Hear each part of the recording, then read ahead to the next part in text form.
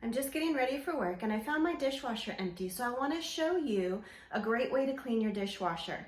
If you find that your dishes are not smelling super fresh, it might not be from your detergent. It might be that you need to clean your dishwasher. So the first thing that you're going to do is take out the filter. It's usually on the bottom floor of your dishwasher.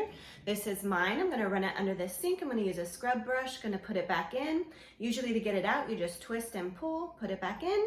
And then what you're going to do is take a cup, put some vinegar or a cup of vinegar, put that in the top rack of your dishwasher.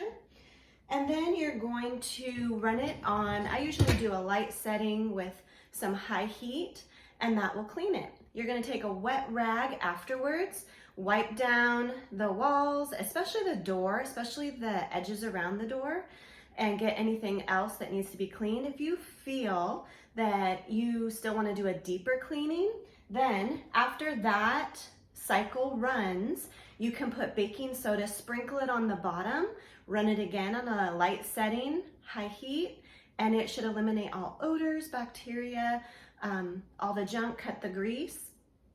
And I just want to show you one really cool thing that I just got.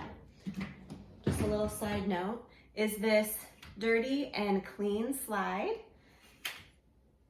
If you're using one of these, make sure as you load the dishwasher and you run it, make sure to just right then switch it to clean. That way people in your house know it's clean. And then as soon as you go to empty it, switch it to dirty. Don't wait, because then you get the whole thing about, is it clean, is it dirty? Just as you're running it, switch it to clean. As you're emptying it, switch it to dirty. And you won't have to worry about, is this clean or dirty? So there's that fun little tip for you, and maybe I'll put the link in my comments.